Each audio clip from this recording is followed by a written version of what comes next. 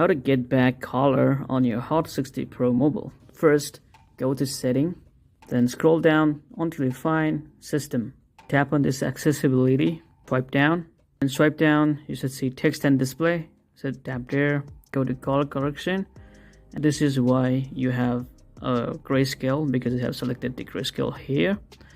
Also, if you have selected from this color correction shortcut, it might be also happening. Let me show you later that. Basically turn off the use color correction, just like that.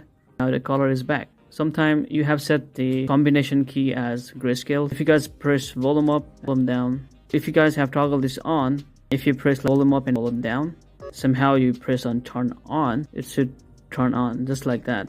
In case if you have the shortcut, you can still use volume up and volume down button to turn that back. It's that simple to get back from that grayscale screen.